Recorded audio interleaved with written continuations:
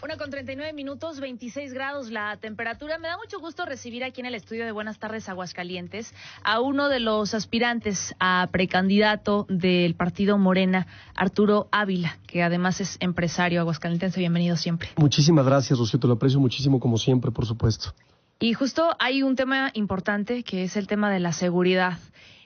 Quienes busquen llegar a una alcaldía, pues lo primero que tienen que buscar es la exigencia de la ciudadanía, y una de estas, de las más sentidas, es el tema de la seguridad. Sentirte seguro en tu propia ciudad, y me parece que esto es algo que además se los han estado diciendo en las propias encuestas, en donde aparece la percepción muy baja de la ciudadanía, o al menos quienes se sienten inseguros en su propia ciudad. No se diga el tema de las mujeres, que además también hay todavía pues un pico más alto de mujeres que se sienten inseguras. Sí, tienes toda la razón. El tema de la inseguridad en las encuestas más importantes de la ciudad, de qué le preocupa a la gente, ocupa el lugar número 1. Sí.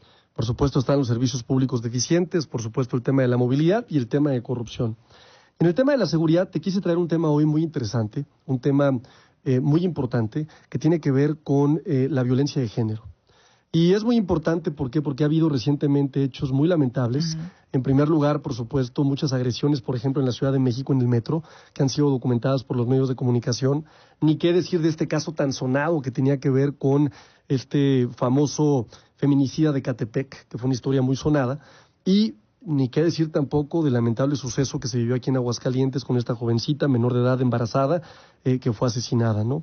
En ese sentido, lo que hice fue tratar de entrarle al tema del diagnóstico de qué está pasando realmente en nuestro país, qué está pasando en nuestra ciudad, porque si no hay diagnósticos certeros no puede haber tampoco soluciones. Y te quiero dar datos muy importantes, Rocío.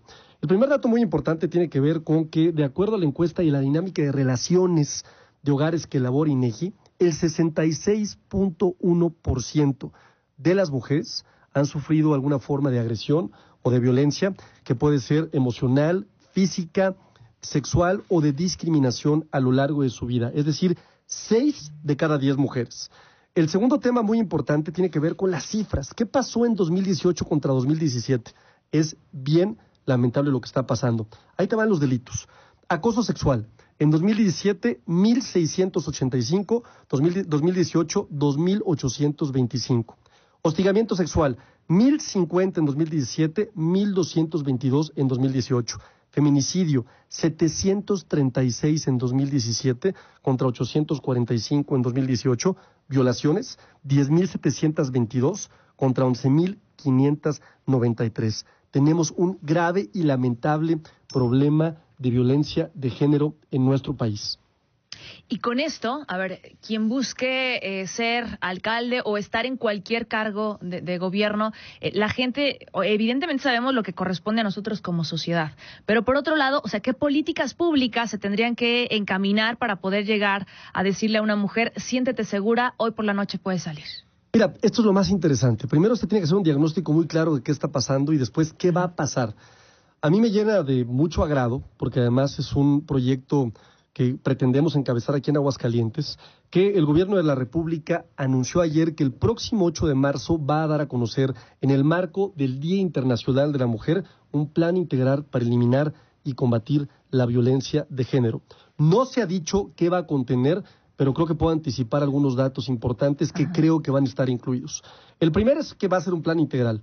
Así como fue el Plan de Paz y Seguridad 2018-2024, este plan va a tener varios ejes que van a poder atacar de fondo la causa que tiene que ver con la violencia de género. El segundo tiene que ver con un tema de justicia social. Este gobierno se ha caracterizado por hacer planes que tienen que ver con conceptos sociales muy importantes. Ahí están los planes para los jóvenes que no tienen empleo, que no tienen trabajo, para los universitarios y por supuesto para los adultos mayores. Se puede esperar que este plan va a tener condiciones de justicia social para verdaderamente dar trato igual y similar a la mujer y que no tenga la dependencia del hombre, ¿no? Que lamentablemente en muchas ocasiones abusa de esta situación que tiene que ver con las posibilidades económicas que tiene. El tercer punto, por supuesto, tiene que ver con una medida que es, seguramente se va a elevar a prisión oficiosa el delito de feminicidio. Esto fue aprobado el 19 de febrero en la reforma del artículo 19 constitucional, pero tenemos que trabajar, por supuesto, en penas mucho más severas. Y finalmente hay que celebrar. ¿Por qué? Porque había la intención de quizás quitar los centros de atención para mujeres. víctimas de la violencia, y el gobierno federal ha reculado y ha dicho se van a quedar y los van a apoyar. Una política pública debe implicar, por supuesto, el respeto a todo lo que tenga que ver cuidar la igualdad de género y, por supuesto, el respeto a los derechos de la mujer. Creo que es algo muy importante, creo que es algo que pocos tocan, pero creo que es algo significativamente importante cuando hablamos del grave problema que tenemos en nuestro país, que tuvo un incremento de una cifra alarmante en el último año, y por supuesto Aguascalientes no está exento de este problema. Y tan no está exento que tenemos nuestras propias cifras. Por ejemplo, hace unos días apenas escuchábamos a la directora del Instituto Aguascalientense de la Mujer, el Instituto Municipal Aguascalientense de la Mujer, y decía, tenemos nosotros nuestras propias encuestas en donde pues señala el 90% de las mujeres ha sido pues acosada u hostigada de manera sexual en el transporte público. Es cierto. Transporte público que tiene una gran cantidad de usuarias, que todos los días tienes que ir, quieras o no, aunque te dé miedo o no. Y tenemos nuestros propios números también en este acoso. Se logró llegar a esta iniciativa para castigar el acoso sexual, aunque sin muchos resultados todavía. ¿De qué forma alguien que busque llegar a una alcaldía aquí en la capital, precisamente donde estamos con la mayoría de los habitantes, de qué forma podría llegarse? Bueno, ya mencionabas tú algunos de los temas, pero la ciudad necesita la seguridad, y antes de llegar a todas esas sanciones decíamos el tema de la prevención, y eso sí le corresponde. Sí, claro, yo creo que debe haber un tema de prevención muy importante. Por supuesto, hay plataformas tecnológicas, Rocío. No podemos pensar que las soluciones del pasado van a solucionar problemas del presente.